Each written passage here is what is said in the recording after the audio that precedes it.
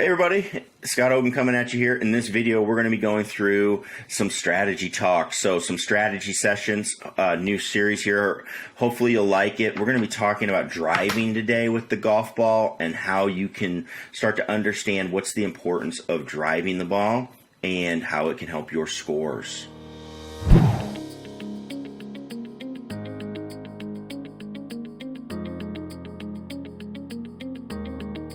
All right, so hey everybody, really excited to start this series. I am a huge stats guy.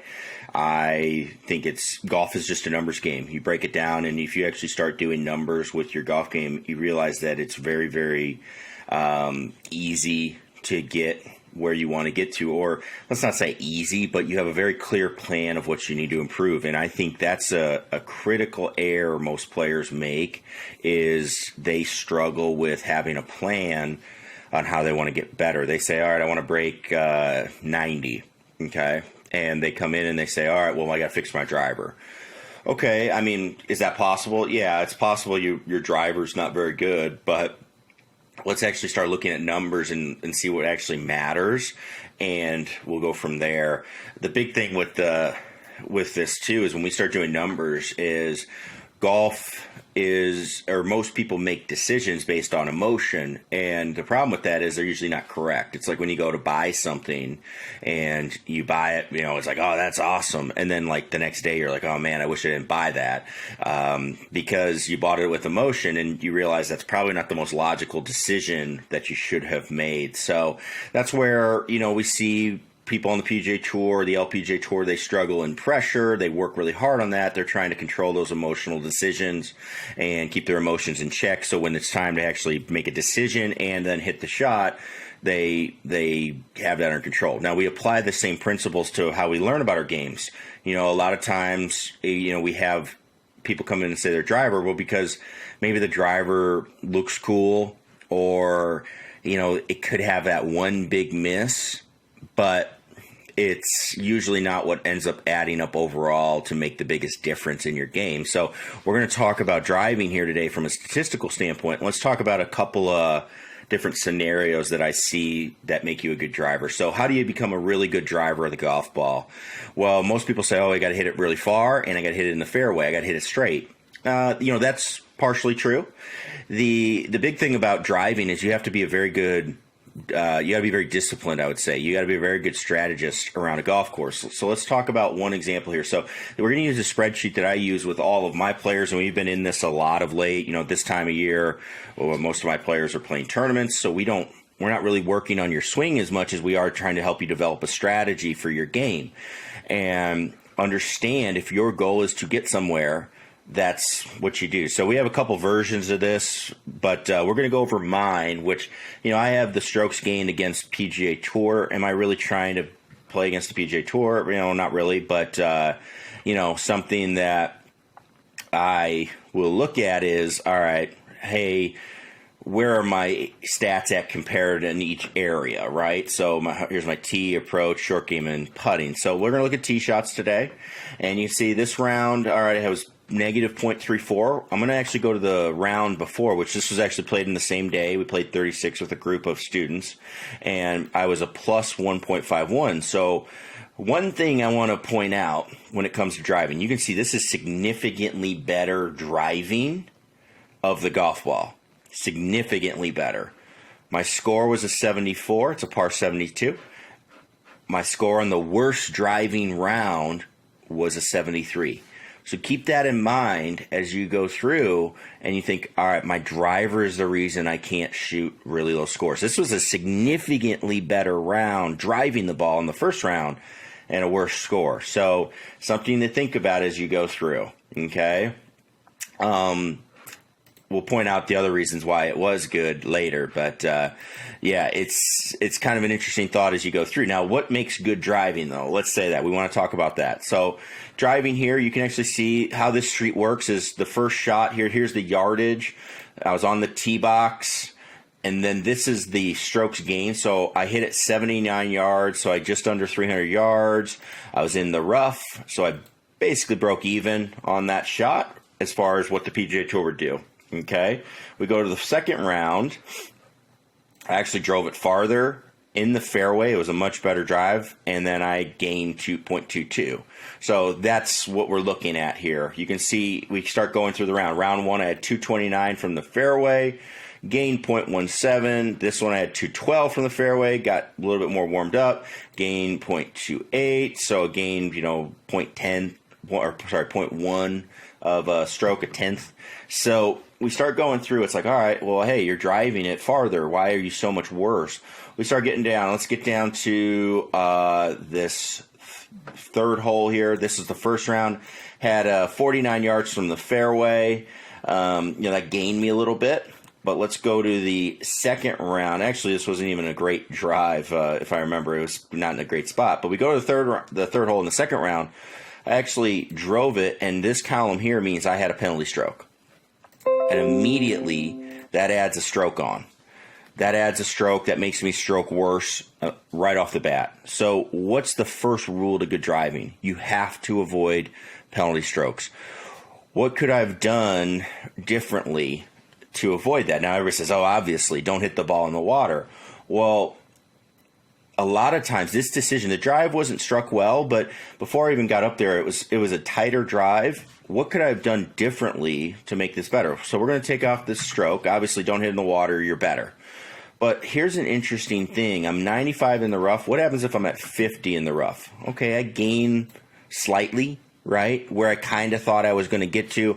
Maybe I get to fairway, right? So I'm going to gain a little bit, all right? What if I really was thinking I would get to about 30 yards. Okay, so I gain almost half a shot. Yeah, that's a great advantage. But the flip side is putting myself in trouble to a spot where I'm in a hazard. That's a shot and a half swing in the round. Is it really worth it for that shot and a half swing? Here's the scenario I bring. What if I just laid it up? I hit it 150 yards off the tee into the fairway. I'm almost dead even, strokes gained.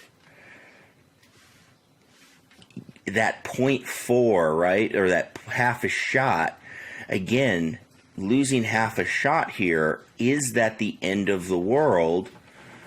Is that the end of the world for my score and what I'm trying to do? If you think about, all right, when you do the strokes gained, they're saying here that a tour player average would be 69, okay?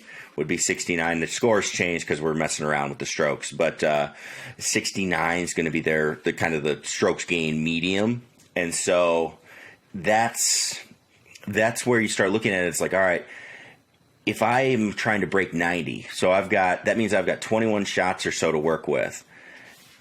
Can I give up half strokes on driving to make sure I don't give up shot and a half more? I think that does make a difference, because if you do that same decision 15 times in a round, or so, well, I guess it'd be 14 times in a round, and then, you make the wrong decision 6 or 7 times. Now you're talking about 10 shots. Half of your advantage is already gone to be able to break 90. That's going to start putting a lot of pressure on the rest of your game to make up for it.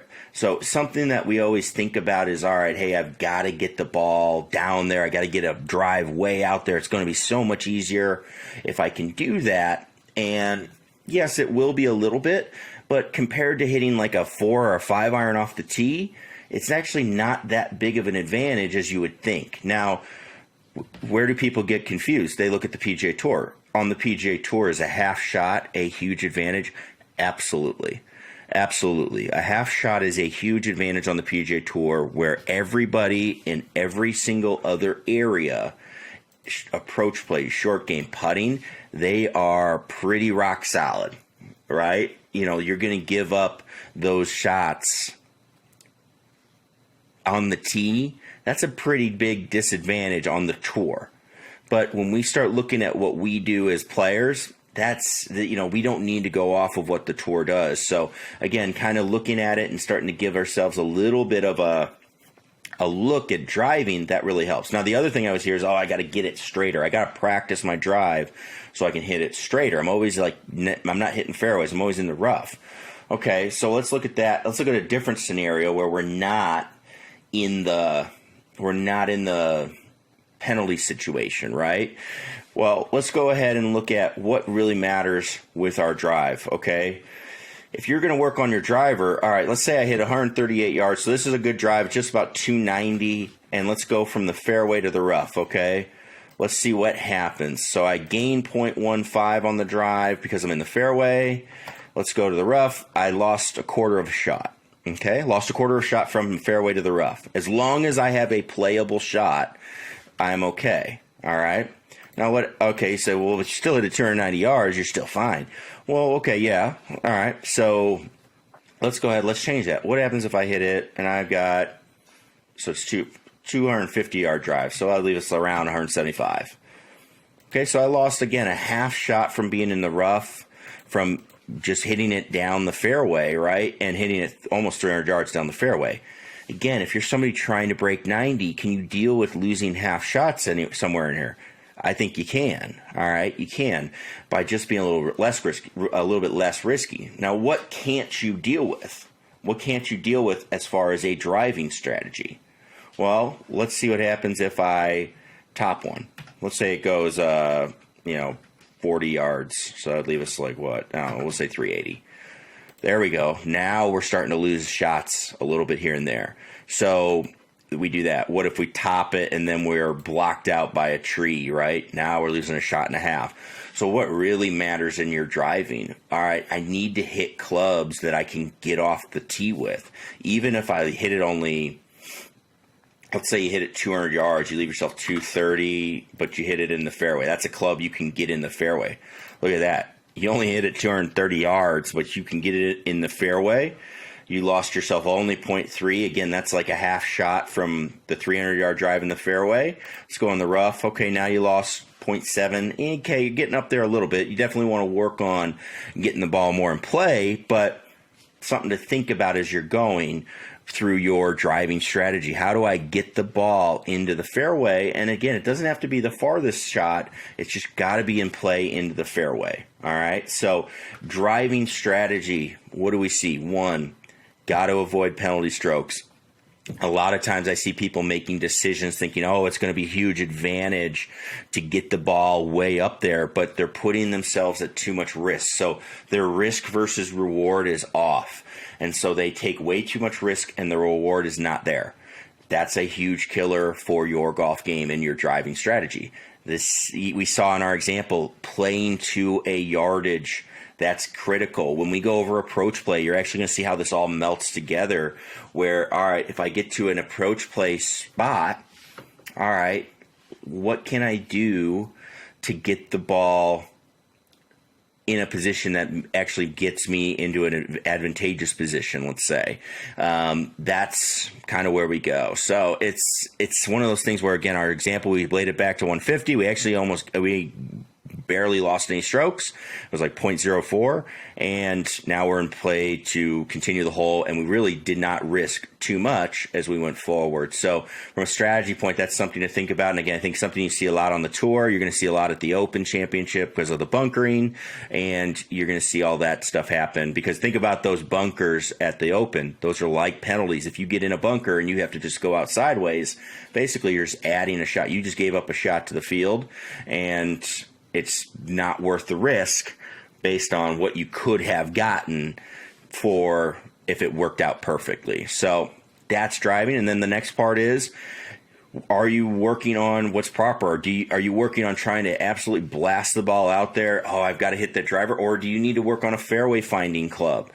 Are you a 90 shooter? Okay, then the fairway finding club might be it. If you're an 80 shooter, all right, maybe you need a couple times where the driver's got to work for you. But picking your spots is critical. Same thing with 75. It's, all right, maybe a little bit more, but you can really pick your spots and be selective.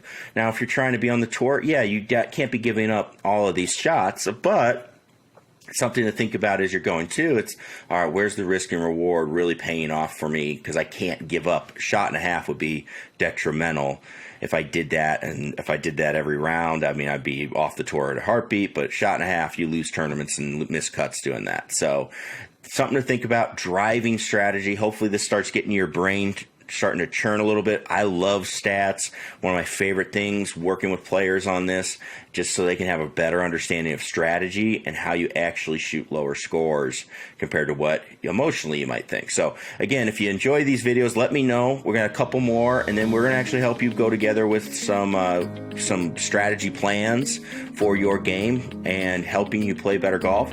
So let us know what you think. Comment below. Make sure you subscribe, and we're going to have more of these strategy corners coming up. And again, we'll have more videos coming up as well. Sorry, our videos are coming out slower. We had our microphone issues, got caught in some rainstorms, and we're getting some mics repaired. So we will have those back, and we'll be back with some instruction to help you actually apply these strategies, I should say, as you go forward. So thanks again for watching, and we'll see you in the next video.